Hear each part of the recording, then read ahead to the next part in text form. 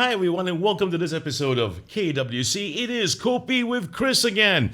And this time in my studio I have someone really special, but before I introduce him to all of you, I'd like to say again, thank you to Kaki, located at AMK Hub 53 Ang Mo Kio Avenue 3, Basement 1, Units 51B and C. Thank you, Kaki, for the wonderful coffee. And cheers, mate. Here we go. Who do I have in the studio? I have one of our latest hip-hop sensation, also from Def Jam, Southeast Asia. I've got to say that one. And he's none other than ABANGSAPAU. What's up, dude? What's up, man? Nice to meet you. Good to meet you too, man. Thanks for being on the show. Thanks for having me. And you are a big dude. I am a big dude. You are pretty big yourself. Standing next to you, I feel small, man. And I question my name, bro. Okay. With you. Good point. Yeah. School me in this. All right. ABANGSAPAU. Okay, ABANGSAPAU was the nickname I was given in secondary school. Because I've always been big my whole life, right? Okay. In the not so good way, in the fat way. But in Malay, no one's gonna call me Abang Gemuk. That's literally the fat guy. Okay. You know, so the nice way of saying the big guy is ABANGSAPAU. Sapau means macho. So ABANGSAPAU was like saying macho man. But macho, bro. Bro, you're macho. Look at this guy. Man. Come on. Oh, come on, man. Just do this bro one time. No, don't. Come on, man. Don't. So when I came, I was like, oh man, this is the real ABANGSAPAU here, man. I'm just a fraud. No, man. You are big and tall dude. Right. Let me tell you, fits the name. I like saying that I have sapau potential. You know, sapau potential. Sapau potential. So sapau potential. Yeah, you definitely have. Oh, sapau potential. Sapau potential. Oh, clever. Huh? Yeah. No wonder rapper, boss. I couldn't have come up with that stuff. You just did. Oh, sapau potential. Huh? Sapau potential. Could be the title of a new single, don't you think so? Sapau potential. Think about it, man. Think about it. I think there's some potential in that. There's some potential there. Okay, so just like Young Raja, I had him on the show a couple of episodes ago. And yeah, great guy. Yeah. Real great guy. Love him, man. And he told me about the origins of his stage name, his moniker, right? And now that I've heard yours, what's your real name? My real name is Shazwan. Shazwan. Okay. And do your fans know that your name is actually Shazwan? Yeah, I'm actually pretty open with it. So a lot of my fans just call me Shaz. Because I always introduce myself as Shaz wherever I go. Okay. Yeah, and sometimes my manager nags at me. He's like, no, you gotta introduce yourself as ABANGSAPAU. People gotta remember. Wait, let me guess. Manager is who? Zeke? Theodora. Okay. Yeah. But who? ABANGSAPAU. Was that the name that you came up with, or someone else did? So it was given to me as a nickname in secondary school. Sure, that one I know. Right? Now. And then, so when I was in secondary school, I decided to own the joke, and I made it my Instagram username. So it was my Instagram username since I was in secondary school, ABANGSAPAU. So when it came time, when I decided I wanted to do music, and when it came time to choose an artist name, I was torn between Shaz and ABANGSAPAU. I was just like, you know what? Screw it. Let's just go with ABANGSAPAU. And yeah, so that's how it happened. Yeah, it was just a joke that I ran with for too long, and now it's a little bit serious already. So Zeke's your A&R. Zeke's my A&R. Okay. I mentioned Zeke because for those in my audience and my listeners, if once they've watched the episode when we release it with Young Raja, they understand who Zeke is from that episode. So if you don't know, watch that show too. Okay, Zeke's your A&R. So he approved ABANGSAPAU. He approved ABANGSAPAU, yeah. So, I mean, I was ABANGSAPAU way before I signed the Def Jam. So, I was independent since the start of my career up until April this year. So, Zeke scouted me from me performing at the MediaCorp Countdown Show 2020 earlier this year. So, I performed there as an independent artist, and then Zeke was there watching me. So, it was right after that show, Zeke texted me, hey, I want to have some coffee with you. Let's talk. Then that's when he brought up Def Jam. So the MediaCorp 2020 Countdown show that you were on, you were an independent artist. I was an independent artist. How did you end up on that show? So I was doing a slew of shows throughout 2019 because of my releases and everything. Managed to develop a pretty solid fan base around me, a very nice community. And then I joined this program called the Great Singapore Replay. So it's a program, it's an artist grooming program for independent artists in Singapore, where they will like help to come up with your artist brand and like push you to different shows. So everyone from the show applied to be a part of the countdown show, but MediaCorp only shortlisted me as the only person from the program to be part of the show, and it turned out to be a really, really, really great set. And it was from there that Zeke scouted me, because Faris and Raja are performing at that show, so he was there for them. Right. And then he saw me perform, and then he was like, you know what, I wanna get this guy too. So that's how I got to know Zeke. Wow. Yeah. Well, that was a break, huh? That was the break. Do you consider that to be a break? I consider that to be. It was the highlight of it was the culmination of all the work of 2019, and then coming into 2020 with such a big show, such a huge audience, and then getting that message from Zeke, it was an affirmation of all the work I put in as an independent artist throughout the year. Sure. Okay. Now, I caught something there, things that you just mentioned. You said that you got that nickname that became a moniker, ABANGSAPAU, from your secondary school days, and then you used that as your handle in Instagram. Right. Correct? Right. Now, secondary school, Instagram. Now, I'm not a young man. Right. I am not. And the way I see it, man, that gap was like this much, just this narrow, isn't it? So you're very, very young. Right. How young are you? I am 21. Holy shit. Really? I'm not saying you're old. I am not saying you're old, but 21. Dude, you just became an adult. The keys to adulthood. Not a fan, man. What? I miss being a kid, bro. I miss just being able to fuck around and just be like, it's okay, I'm a kid. Get the fuck out of here, dude. You're saying that. What do you think I'm thinking, man? Come on. Come on. You get the pass because it's up. I'm still a Toys R Us kid. I still have the freaking membership card to prove it, man. And you're thinking about, I just still want to be a kid. You're still sorry, man, but you're still, to me, as far as I'm concerned, you're still a kid. Stay a kid. That's great. Stay a kid. Okay. That's great. Speaking about kids, and let's talk about childhood, shall we? Let's do that. Okay. You have a nice life story. From your childhood to where you are now. And can you tell us more about your life as a kid? What was it like? Well, I don't know where to start, man. I'm gonna need some. Start from, say, the time you were going into primary school. Okay, so growing up, I actually lived a pretty comfortable lifestyle. So It was me, my mom, and my dad. They're 4 kids, so there's 4 of us at home. And we lived in a big house. It was a 2-story flat, an executive mansionette. Wow. Lived a pretty comfortable life. That was going into primary school.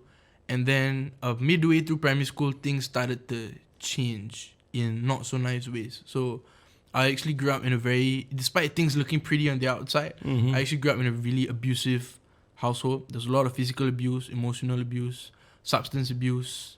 So there's a lot of that growing up, and a lot of trauma as a kid, especially in primary and early secondary school. It got so bad to the point where my parents had to get a divorce. So my mom and dad separated. They got a divorce when I was 14 years old, secondary 2. So things were just like that up until secondary 2. And so secondary 2 was in 2013. So in 2013, when the divorce happened, that's when my grandfather passed away as well. And that was the same year that we became homeless. So we lost our home. And we were homeless on the year 2013. And that was the same year that I got bullied so badly to the point where I had to transfer schools. So there was a case of bullying in my early secondary school days. And it got so bad that I had to transfer school. And I dropped from the express to normal stream. So that 2013 was a very fucked up year, to say the least. And it was just everything that was happening throughout the years, the abuse and whatever that was happening in the family and studies and the bullying and everything that was happening, all of it just came to its breaking point in 2013. That's when we became homeless for a while, and that was the first half of my life. And then when I transferred schools, I was in a normal stream, and I was the new kid amongst the secondary 3 kids, So everybody had their friends, everybody had their own cliques and whatever, and I was alone. I didn't have any friends. So I attempted suicide 3 times that year. I couldn't. I didn't have it in me. I then decided to start making money. Because when you're a kid, you're broke. You want to make money. And all my friends were working long jobs. And I also tried that too. I was working in hotels, banquets, trying to make ends meet. Because our financial situation had turned to shit. Because, we incurred a lot of debt in the family. There was a lot of illegal money lending as well. The money lenders knocking on our door and things like that. Sending hell notes to the letterbox, that kind of stuff. So I had to make ends meet. So worked in banquet hotels, long hours, didn't really focus on studies. Then I started selling e-cigarettes to make money. And I got caught because one of the people I sold it to did it in school. And then they got caught and they snitched on me. Then I got caught. And then at the same time, my supplier got caught. So he also snitched on me. And it was a whole thing. And then I got caning on the school stage when I was secondary 4. Caning on the school stage. Then that was the time that I decided to change for the better, thankfully. Because throughout my secondary school years, I was always getting into suspension, fights, shouting at teachers, like getting kicked out of class. And my mother would always have to come and defend me time and time again. And my mom was someone who's always very against physical punishment. Throughout my years growing up, there was a lot of physical abuse. My mom was the one that was against it all the time. But surprisingly enough, when I got caning, my mom kept quiet. My mom stopped fighting for me. She was like, if you want to live this life, you have to deal with the consequences. So that's when things took a turn for me. And I realized that there's no one that can help me but myself, So that's like my whole secondary school journey. And that was the point where I decided to make things different. So that was right before I entered ITE. Okay, can we just stop you there? Stop, yeah. First of all, I just like to say thank you for being so open. And everything's so private, but you just brought it all out, man. I appreciate that. I really do. Okay, so continuing the story, I went to ITE after secondary school, and then that's when I decided to change. So I always had a love for public speaking, so that's when I took up public speaking at ITE as well. So I graduated with a perfect score from ITE. I was a top student, valedictorian. Wow. And I was the first ITE student in 31 years to win the National Public Speaking Championships. Everyone else was from JCs, awesome, IP dude. schools, and I was the only ITE fella. Awesome, man. Yeah. So no, I didn't win. I got first runner up, and then ITE changed my life because I started to get all these academic achievements. I'm on 2 scholarships now in school, and now I'm in Nanyang Poly. So I'm studying social work. So the reason why I chose that in ITE, the course was called NITEC in Community Care and Social Services. So the reason why I chose that course is because I wanted to be the person that I wish I had when I was younger to other people. Right. So music was never the goal. Music was never in my head. Music came out of nowhere. So at first, I wanted to be a social worker. I wanted to work either with youth or in corrections. But right now, you're saying that you're in Nanyang Polytechnic. Yeah. Studying. Yeah, I'm in year 2. I just had school just now. Holy shit. Yeah. Yeah. So you signed on to a label. Yeah. You're a musician and you're also a full-time student. Full-time student, yeah. Brother, freaking awesome, man. Thanks, man. Really? Okay, so you went to do this course. Yeah. So because of what happened to you in your family previously. Yeah, and because of my mother. Because in 2013, when everything was happening, my mom changed the job. Right. She became a social work associate during the time where we needed social workers. And when we were homeless, she would come back every night and tell us stories about the people she's working for who are going through way worse than us and make us feel gratitude despite not even having a home. Oh, man. Yeah. So she was my mom was the big inspiration behind everything. Wow. Yeah. What a woman. Yeah, she is. Can you mention her name here, please? Her name's Hannah. Hannah. Yeah. Then I'd like to say, Hannah, your mom, Hannah, what an amazing, amazing lady. So, okay, how are you and your dad today? So, actually, during circuit breaker, right, my dad passed away. Oh, I'm sorry. Oh, good. And it was one of the biggest regrets and lessons that I had to like learn these past few months, and I'm still trying to process everything. So like his 7th month anniversary was like, I think on 2nd December, I think. So he passed away in May, and the months prior to his passing, he actually put in a lot of effort to text us and like check up on us. In fact, like 2 years before he passed, he was starting to text me, ask me to meet up, ask me to visit, ask me, always checking up on me, sending me pictures, asking me for pictures. And I was the one that was not replying because I had all this anger as a boy that I never really got to like express to him. I never had a full father-son conversation with him before. I never had a father-son conversation. It was always just passing things or talking about school or life or whatever, but it was never father to son. And I always wanted to have that. But there was so much ego and anger towards what he did in my younger days that I always held that against him. And so my biggest regret was never allowing myself to open my heart enough to have that conversation with him before he passed. So the time that we finally managed to have a conversation was when he was on his deathbed. I was alone with him on the hospital bed. And I asked the doctor, is he conscious? The doctor said he is conscious, but he cannot open his eyes and he cannot move. So it was in May that I sat down with him next to the hospital bed and had a full conversation with him, just me talking, saying everything that I needed and wanted to say and express to him. And then an hour later, he passed away. So you gave him closure, didn't you? Don't you think? I think so, man. And did that give you closure? They never gave it. Today, I don't have closure, because I always wish that I should have done more. But I never allowed myself to. I never opened my heart enough to.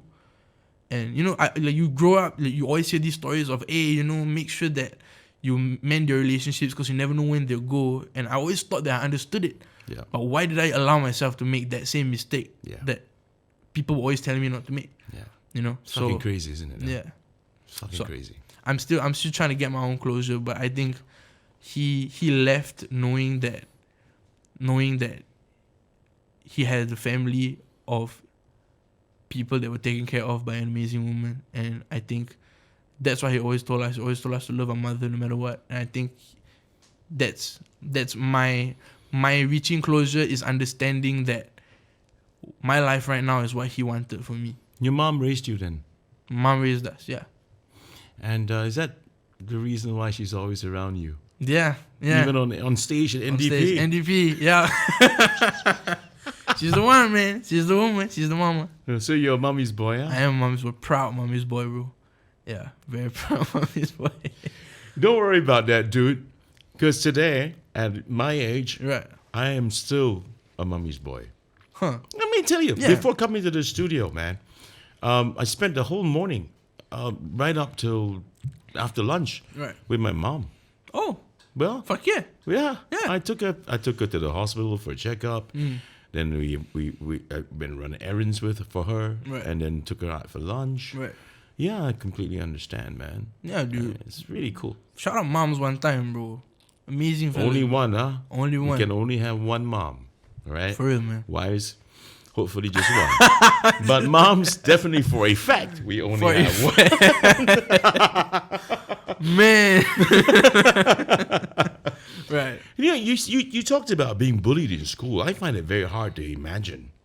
Right. Look at you. You've always been big, right? As you said, you're a tall, big dude. I'm a big, sensitive guy. So I've always been like afraid of confrontation, very avoidant, always like a sucker for validation, And people who are suckers for validation are the biggest like targets for bullies. Because you know that they'll do anything to try to appease you. Appease you? Yeah, because I was just a sucker for validation. So even the people who were bullying me, I always tried to be nice with them. Like, hey, hi, I try to do nice things for them. You still want to gravitate around them. Yeah, because I always felt the need for validation. Mm-hmm. Yeah, so that's how I became a target. But when you say bullying, you mean physical bullying or? No, it was a lot of emotional tormenting, and So I confided in my mother, and my mother was like there for me throughout. So she went and reported it to school, and they reprimanded the bully. So what they wanted to give the bully was caning. My mom was against it. She was like, what's the point? You cane the fella, he's just going to feel pain, he's going to move on. So my mom made the school make him do a school assembly presentation on bullying. That wasn't such a bad idea. Yeah. Yeah. So he had to go on the school stage and like do a presentation on against bullying. And after that he transferred schools as well. Why?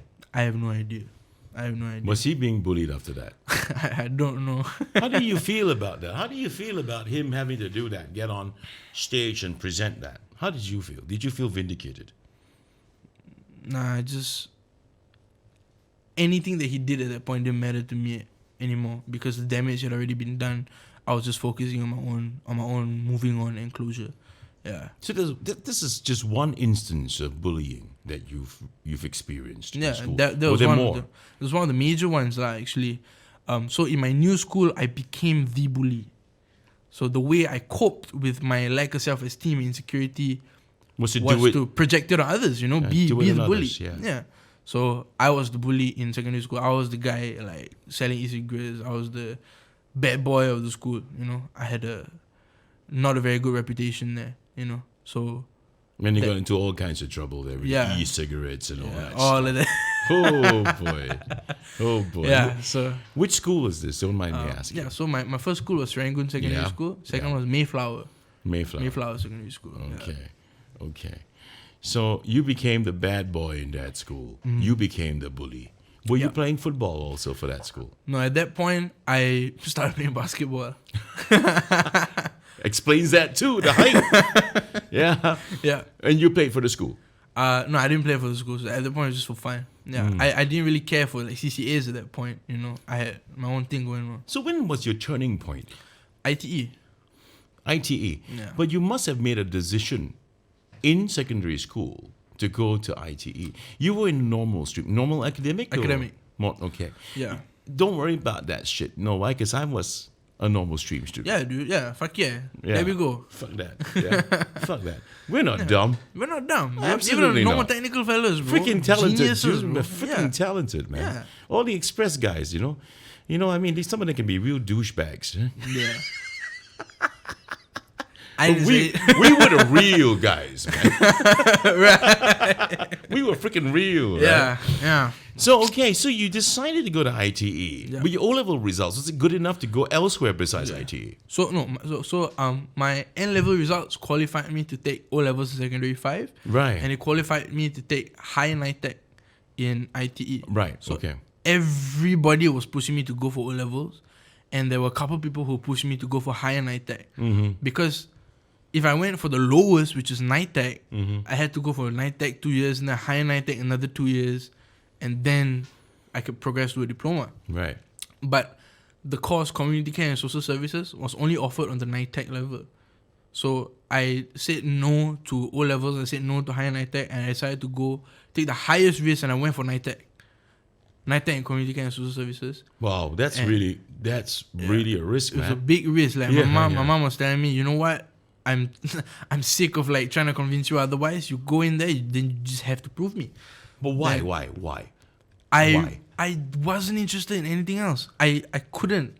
I wanted to do something related to working with like people, for people. And the only thing related to that I could, I wasn't gonna do O-levels. I'm so sick at maths of maths at that point. I'm not gonna go through another year of bloody algebra and shit. Like fuck that. I'm out. I am out. I don't care what anybody says. Fuck this O-level shit. I'm going to NITEC. So in ITE, the only like hands-on kind of work kind of course was like Community Care and Social Services, and it was directly related to what I wanted to do, which is to do youth work and correctional work. I'm trying to marry things up here because you said earlier on the impact of what happened to you in your younger years with what happened at home, right? And having gone through what you've gone through, and your mom's example as well, right? Doing social work, coming back home, saying, guess what, guys, we are all right, man. There are people worse off than us. Right. We should be grateful, and that lesson of gratitude. Right. And then after that, you became the big bully in Mayflower Secondary. Right. And you were trotting on people. Yeah, we know that because it was a projection of what happened to you. Right. Then out of the blue, during that time, when you were that bully, you decided, I'm going to do social work. Yeah. It was How'd that after happen? it was after I got caned. So it was after I got caned and my mother stopped fighting for me, where I realized that shit, I really only got myself, huh? So at that point, everything was taken away from me already. I wasn't doing my e-cigarette peddling. I wasn't getting in trouble at school because that was like my last warning already. And so I just had to quietly go to school, and there was a lot of time for self-reflection, you know, before my exams. And I really thought long and hard about what I wanted to do, talked to my mother, and I realized that, okay, if I'm going to be anything, there's going to be any drive for me to do anything, it is to be the person that I wish I had in my younger days. So you really sat down and contemplated. You Contemplated, really reflected. Because I never thought about what I wanted to do. You know, like my whole time growing up, I was just living life by the day. So it was only then that it was like, okay, shit, this is real now. Life is getting real. My mother can't be my savior all the time anymore. So it was a realization. It was a realization. And then, okay, what do I want to do after secondary school, you know? That's when I finally thought about it. Yeah. So I'm okay. Now that's one conundrum out of my brain. Right. What little is left of it might be shrinking as I'm aging, but never mind. Now I'd like to ask you. Now that you're signed to a label, you're a hip hop artist, right? And you are a student, Right. And then the way you've expressed that I want to do that NITEC that program. I want to be in social services. I really want to have that meaning in my life. I realize and I'm aware of it. And I'm a rapper, for fuck's sake. No. It's mind-boggling. I'm Right. trying to understand. Right. Yeah. Now that you're doing this, it's great that you're juggling both. Right. Yeah, I'm really admire you for that. Right. But what the fuck are you gonna do after your diploma graduation? Right. It's great. You move from ITE to a polytechnic. That's freaking awesome, bro. It's a lot of hard work. Thank you. That's a lot of hard work. Thank you. Freaking recognize that. Right. But when you graduate and you're already an artist, you're a sensation, bro. You're a freaking sensation, man. And you're gonna be big. You know that. You're big. Yeah, I'm talking about big, fuck. Yeah. You know where I'm coming from with this. Right. And are you gonna pursue the social work? So what I did, how I came to peace, how I managed to like feel at peace with doing music, in the way that I do, is that it was going back to my why.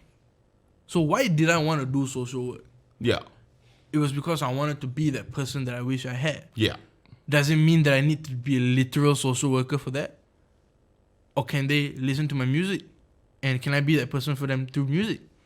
I don't know, man. Yeah. So like that was the questions I asked myself. And Yeah. so then I started doing music. I started experimenting, and I just put out one song after another, and people started, liking it and asking for more. And then I never planned for this to be a career. Even the whole of 2019 when I first started, I was just like, okay, I'm just gonna put one song. Oh, you want me to perform at this show? Sure, I'll perform at this show. One thing just led to another, and then suddenly like, whoa, wait, I'm signed. I'm in the industry. Oh, okay, I didn't see this coming. Oh, so now I have to really plan long term. Oh, okay, I didn't know I had to do this.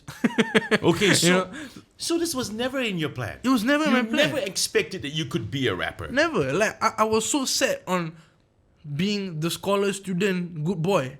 I was like even in poly up until the end. For the whole of year one, I was the president of my course. I was just so set on school, and then at the end of year one, it just came out of nowhere, and then for the whole of year two, I took a break. Like I took a half a year break last year to just fully focus on music, and now I'm back, and I'm just like, whoa, okay, whew, what's happening? So this is accidental. Accidental, bro. Can't be entirely accidental because you said as an independent artist you did release some singles right on your own. Like it wasn't like I'm gonna release this because I want to be a big rapper. I want to release this because I want to release this. Because it's a personal satisfaction. Yeah, it's personal satisfaction, and I know that there will be a couple people who like it, so fuck it, let's just do it, you know? Okay. So this wasn't something that you wanted to grow up to be. Yeah. Yeah. I never planned. I never Not saw like it young Raja. Young Raja said that, he's always enjoyed being behind the mic. Right. Oh, I love being behind the mic. Really? I love, like, before I was a rapper, I was always MCing. I was always doing public speaking. You know, I would interview ministers. I would do formal, informal events. I would do dialogue sessions. I would do speaking at events. But under your real name? Under my real name. Okay. So ABANGSAPAU was just like... Yep. Yeah, man. Like, it felt natural to me. Being on stage. I had already been on stage so many times. Okay. Yeah. So what was your first experience behind the microphone? As ABANGSAPAU? Well, behind the microphone. Behind the microphone. Wow. Okay. We got to go back. Not that far. You're only 21, man. Come on. It feels like a long time, man.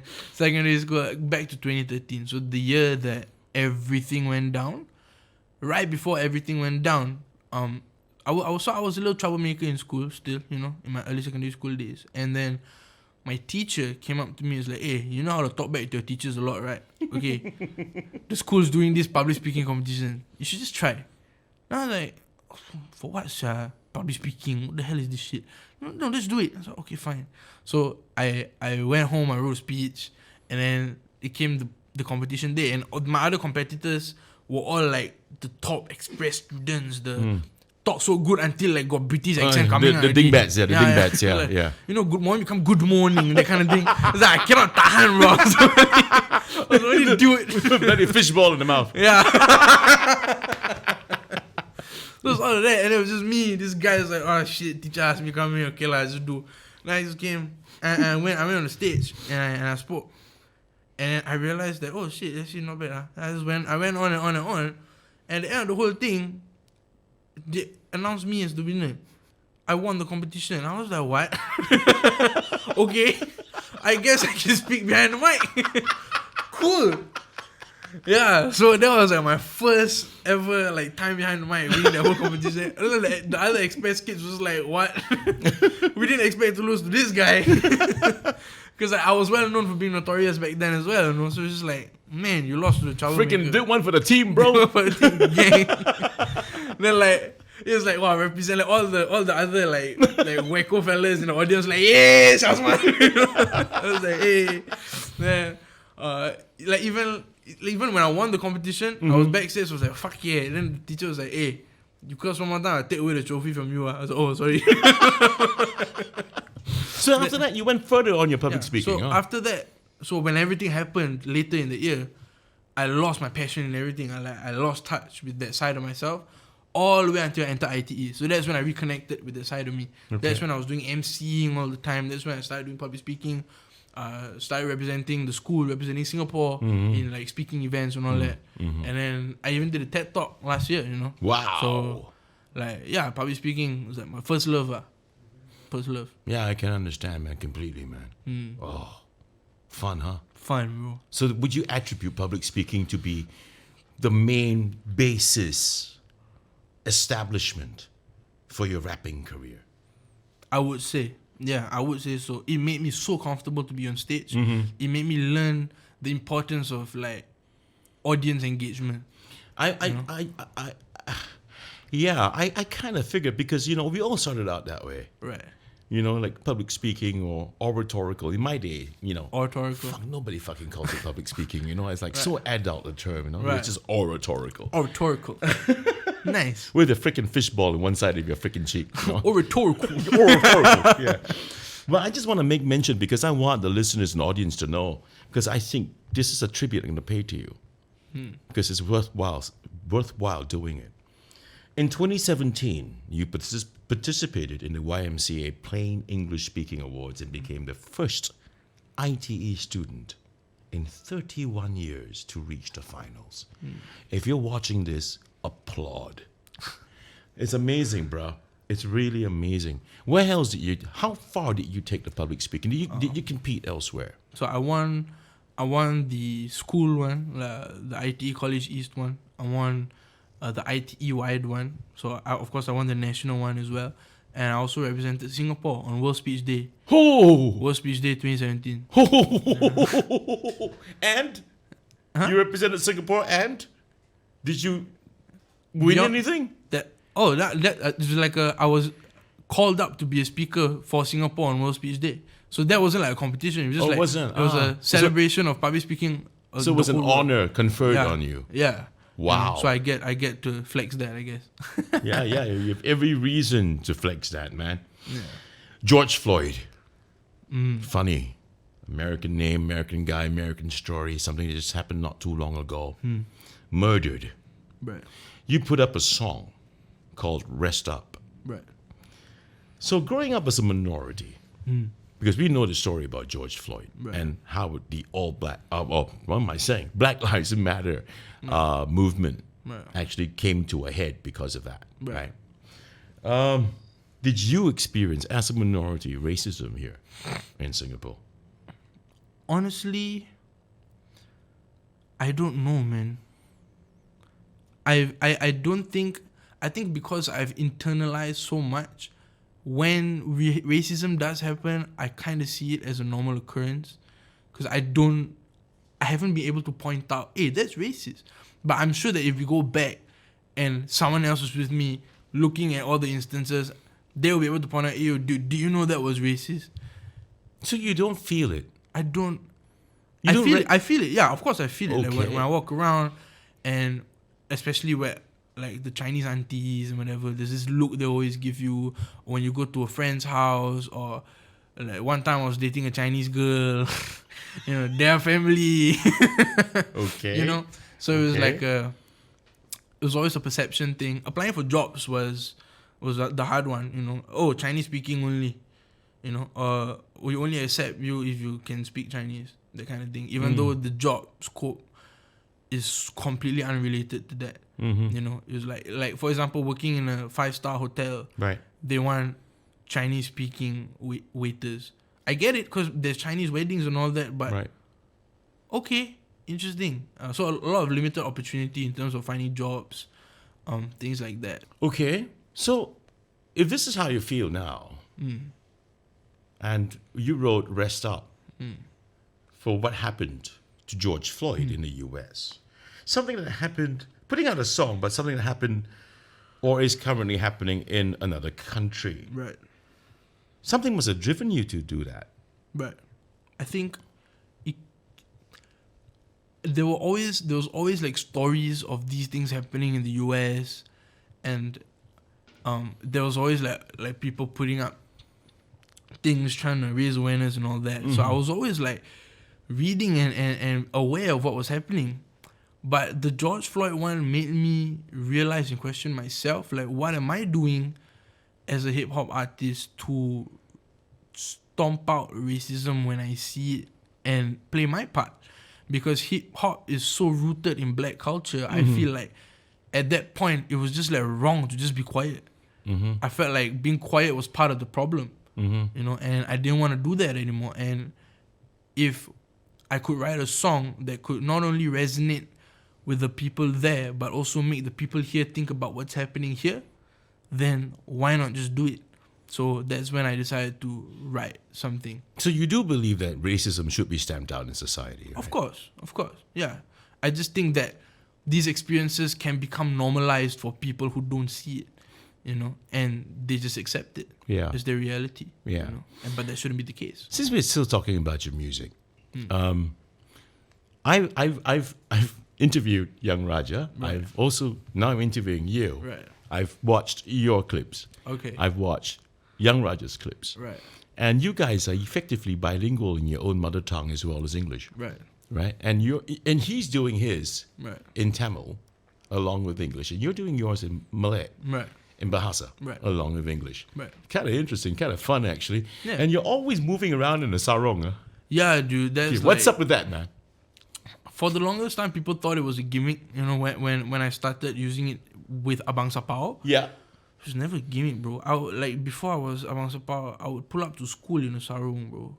You're fucking with me. I'm not, bro. Okay, which school are you talking about? It can't be secondary school. NYP, right? yeah, NYP. Oh, in like, poly. yeah, So you go to school, go to poly. in sarong, bro. In sarong? Yeah, like I've been wearing my sarong, bro. Like since secondary school, I'll walk around the neighborhood, in my sarong, and my mom would get pissed at me. Whenever there was one time I met my MP near the void deck. Right. And he was just doing his rounds, and I was in my sarong. When I went back home, I said, "Hey, mommy, I met the MP." He's like, "You met him in the sarong?" But you didn't. Did you wear a sarong for NDP? I wore it for NDP. I wore it for New Year's Eve celebrations. I wore it for the countdown show. Frey, I love you, bro. Dude, thank you, man. Freaking you. You're just being you, man. It was at the New Year's Eve show. Then my mom was like, "Fine, you win. Wear the sarong." I can't say anything anymore. You're just so good at being you. So this has always been you. Yeah. It's not a gimmick. You wear this to school, and nobody in school says anything about you being in a sarong. No. At first, everyone was saying everything about me being in a sarong, but I didn't care. I was just like, "Fuck you, I'm just gonna wear a sarong." Don't give a flying fuck about that shit, right?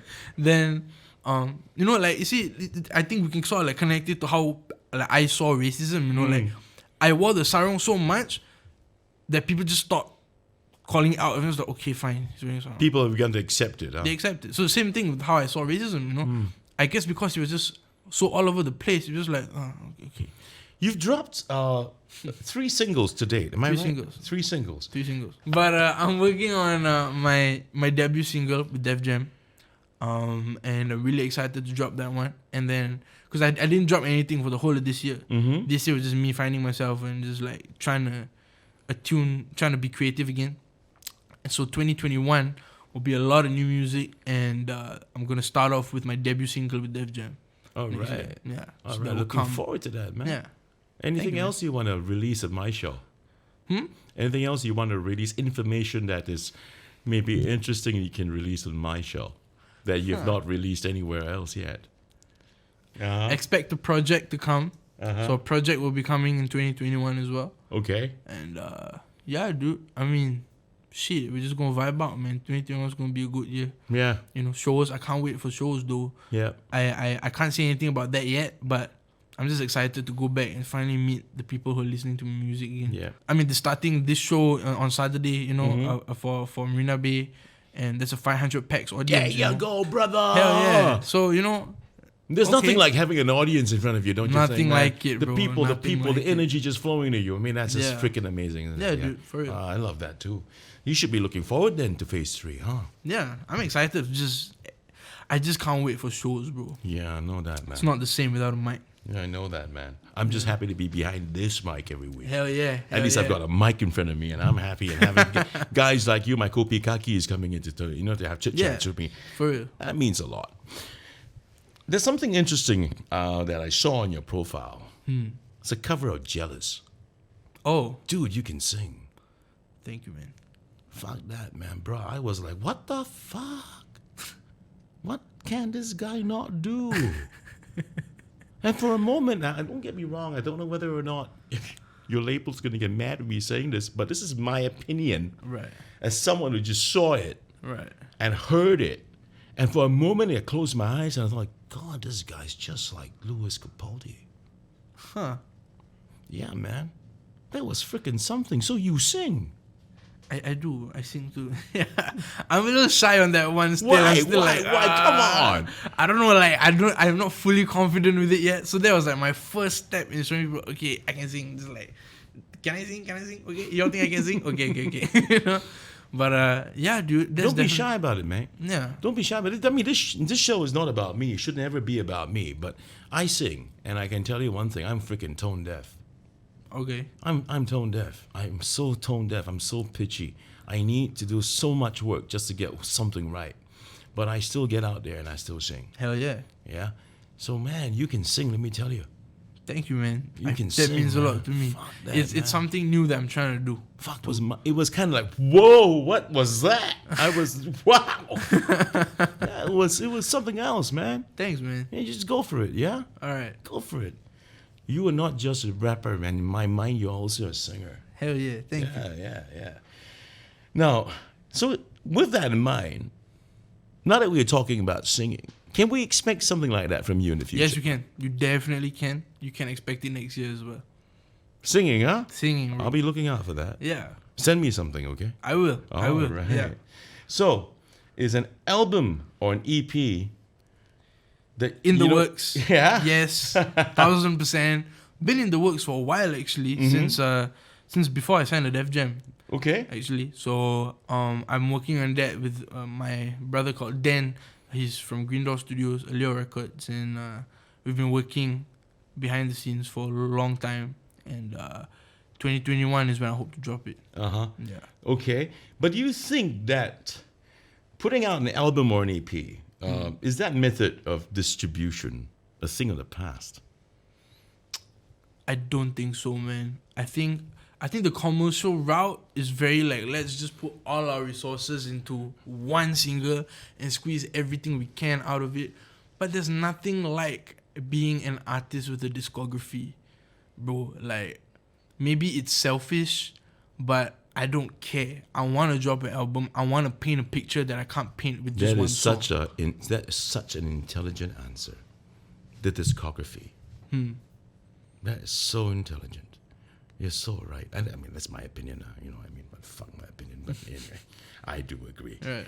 You know, it is about having that discography, you know, on the back of your name, right? Yeah. We go Google you see the discography. Yeah. Oh man, it's awesome. Yeah. I don't know whether my audience really knows me for me because I haven't had that platform to like express myself fully or paint a picture through a project. You know, there's nothing like it. So, yeah, dude. Like, I don't care what's gonna happen or how good or bad it'll do in terms of like a numbers thing. It's all about the community for me. If I can just inspire one person through the album, fuck yeah. Yeah. You know something, man? Sometimes some of my Kopi kakis and reach out and slap me for this shit. What? Okay. Because I'm such a grammar Nazi sometimes. What? Okay. I did this to Young Raja. I'm going to do it to you. Okay. Route. Route. Rude. Come on, give me a fucking break. It's rude. Route. No, route. He said route too. You said route. Route. Come on. Route. No, route. Come on, guys. It's rude, man. Route is Americanism, man. Come on. Route. You can do that in your hip hop, but come on, man. It's Come rude. on. It's not route. Oh, man. I feel so attacked right now. I feel, you know why I feel attacked? I feel attacked because I'm the grammar Nazi in the conversation. And now he's schooling me. It's okay, man. I'm older, so it's fine. Right. Now, your process of writing your material. Are you a freestyler, man? I'm not a freestyler. So you gotta sit down. You gotta write your stuff. I'm a writer first. Yeah. So if I were to ask you to rap for us to close the show, will you be able to just do that? It's gonna sound funny because I'm really not a good freestyler. I openly admit that. If other rappers want to clown me, that's fine. Four lines. 4 lines. Just to close Kopi with Chris. How's that, man? Yeah. Putting you in the hot seat for just a moment. Yeah. Yeah. Okay. Sure. Screw it. Let's just do it. Life is short. Okay, everybody. I'm not going to be closing the show today. I'm assuming also. No, you didn't. So you're doing this to me? Yeah, he did something. He did, but not to close the show. Right. But you're going to help me close the show. God damn. Okay. Once again, we're going to close this episode with ABANGSAPAU. Right. He is closing my show right now. Here we go. Yo. All right, man. Yo, I'm sitting down having coffee with Chris. It's a really nice conversation. I really love this. After this, I'm going to call Chris a bro because he asked me to rap to close the show. That's cool. That's cool? That's cool. We're good, man. We're good. No more pressure. Thank you, everybody, for watching KWC. We'll catch you again. But make sure that you have yourself a great Christmas time. Until next time, people. Bye-bye.